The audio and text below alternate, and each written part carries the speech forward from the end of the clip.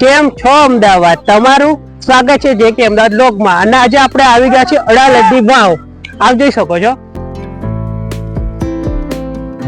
આજે આપણે આવી ગયા છીએ અમદાવાદની એક ઐતિહાસિક જગ્યા એટલે કે અડાલજની વાવ, જે લોડાબાઈની વાવ તરીકે પણ ઓળખાય છે. આજના આ વિડીયોમાં હું તમને બતાવીશ કે અડાલજની વાવની અંદર જવાની એન્ટ્રી ફી કેટલી છે અને અમદાવાદમાં ક્યાં આવેલી છે અને આ અડાલજની વાવનો ઇતિહાસ શું છે એ સંપૂર્ણ માહિતી આજના આ વિડીયોમાં જોવા મળશે, એટલે મારા વિડીયો છેક સુધી બન્યા રહેજો. પહેલા તો તમને જણાવી દઉં કે અડાલજની વાવ અમદાવાદથી લગભગ 16 થી 20 કિલોમીટરના અંતરે આવેલી છે. અડાલજની વાવનો હું તમને અંદરથી નજારો બતાવું, ચાલો ત્યારે.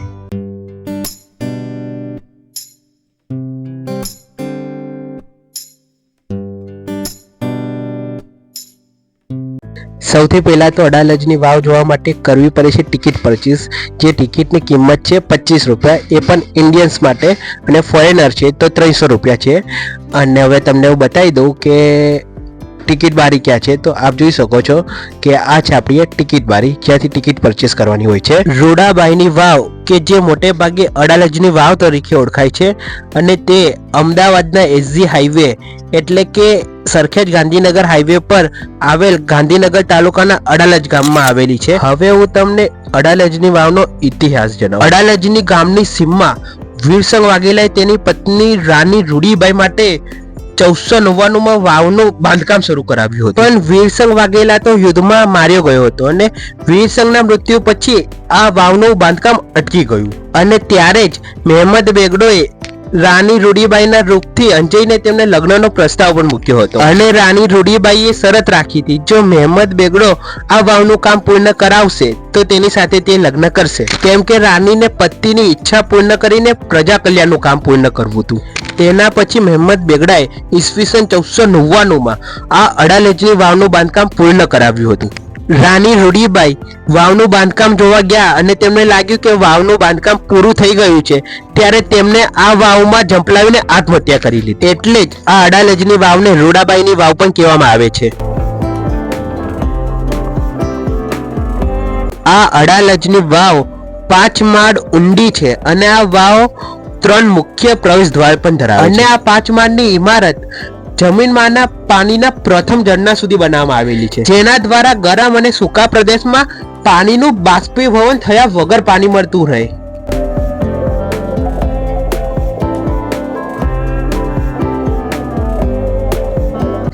અને આપ જે જોઈ રહ્યા છો દિવાલો પરનું કોતરની કામ, એ 500 વર્ષ જૂનું છે અને 500 વર્ષ પહેલા તો આટલું વિકસિત પણ નહોતું, તો પણ છતાંય તમે અદ્ભુત કોતરની કામ જોઈ શકો છો.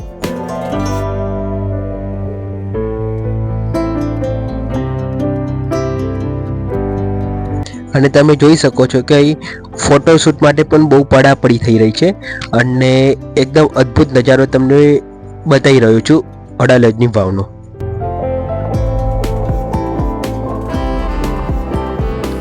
અને જમીનમાં ઊંડા ખોદકામથી માટી ધસી ના પડે તે માટે પથ્થરની દિવાલથી ચણવામાં આવી છે, આપ જોઈ શકો છો, જેને સિમેન્ટ કે સળિયા વગર માત્ર પથ્થરના થાંભલા વડે ટેકવામાં આવી છે, એ પણ આપ જોઈ શકો છો. અને વાવના પગથિયા દ્વારા 50 ફૂટ ઊંડા પાણીના કુવા સુધી પહોંચી શકાય છે. પગથિયા અને કુવાની ફરતે ગેલેરી સ્વરૂપે પથ્થરના ચોતરાઓ અને બેઠકો વિસામા માટે રચવામાં આવી છે, એ પણ આપ જોઈ શકો છો. 500 વર્ષ પહેલા બંધાયેલ આ ઇમારત ધરતીકંપ, પૂર અને કુદરતી હોનારતો સામે પણ અડીખમ ઊભી છે. અને હું જે તમને બતાવી રહ્યો છું એ અડાલજની વાવનો અદ્ભુત નજારો બતાવી રહ્યો છું, જે જોવા માટે દેશ વિદેશથી અહીં પર્યટકો આવે છે.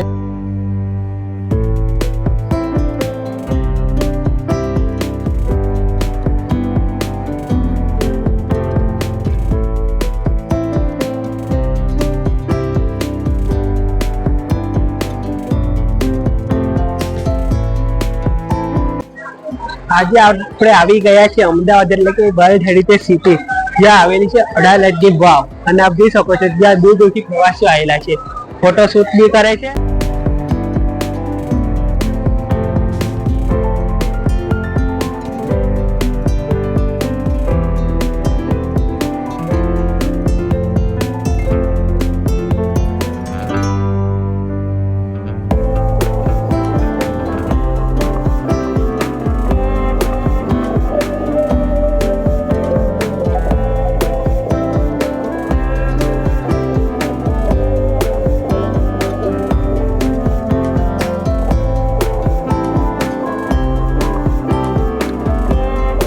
આટલે દૂરથી જોવા આવ્યા હતા અડાલજની વાવ. હવે તમને લોકોને બતાવું છું એનો અદભુત નજારો.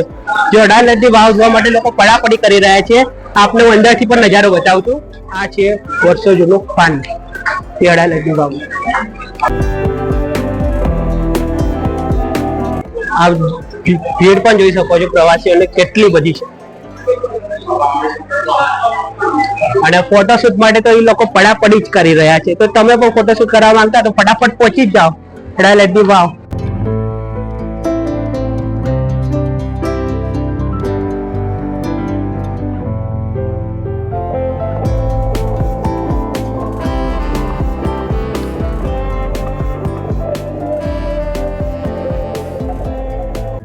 અને આપ જોઈ શકો છો કે અડાલજની વાવનો જે આસપાસનો એરિયા છે ત્યાં પણ ફોટોશૂટ કરવા માટે સારી જગ્યા છે. અને જો તમે ફોટોશૂટ કેમેરાથી કરાવવા માંગો છો તો એની પરમિશન લેવાની હોય છે. અડાલજની વાવનો અંદરથી તો અદ્ભુત નજારો મેં તમને બતાવ્યો, પણ હવે અડાલજની વાવનો ઉપરથી પણ નજારો આપ જોઈ શકો છો, જ્યાં પણ ફોટોશૂટ કરવાની સારી સારી જગ્યાઓ છે. પણ તમે જોઈ શકો છો કે ઉપરથી નજારો કેવો લાગી રહ્યો છે.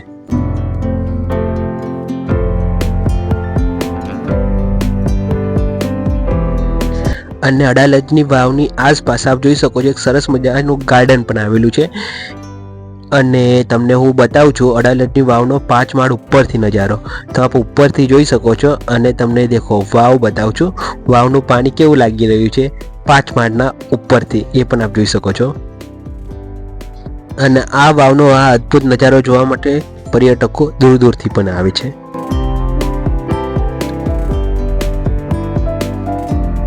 આવી ગયા છે અડાલજની વાવ, જ્યાં જોઈ શકો છો અહીંયા બધું લાખો પ્રવાસીઓ રોજના આવે છે.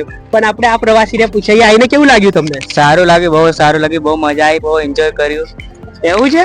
અને એ બાજુ તમે શું શું જોયું? અહીંયા અડાલજની વાવનું પાણી જોયું જે બહુ જૂનું છે. અને બીજું બહુ બધા પ્રવાસી જોયા જે અહીંયા ફેમિલી અંગાતે આવ્યા, ફ્રેન્ડના અંગાતે આવ્યા ફરવા. અને બહુ બધા બહુ એન્જોય કરે છે અહીંયા. અને તમને અહીંયા આવીને કેવું લાગ્યું? કે આમ સારું લાગ્યું કે ના સારું લાગ્યું? મને તો બહુ ગમ્યું. બીજી વખત આવશો કે નહીં આવો? બીજી વખત આવીશું. તમે કોની જોડે આવ્યા છો? ફેમિલી જોડે? ના, હું મારા ફ્રેન્ડ જોડે આવ્યા છે, બહાર છે. અચ્છા, ઓકે. અને તમે ક્યાં બાજુ રહેવાનું? અત્યારે હું અમદાવાદમાં વડોદરામાં રહું. અચ્છા, ઓકે. તો મળીને બહુ મજા આવી. હું આશા રાખું છું કે આજનો વિડીયો તમને બહુ જ ગમ્યો હશે. હવે મળીએ કોઈ નવા ઇન્ટરેસ્ટિંગ વિડીયો સાથે. ત્યાં સુધી આવજો.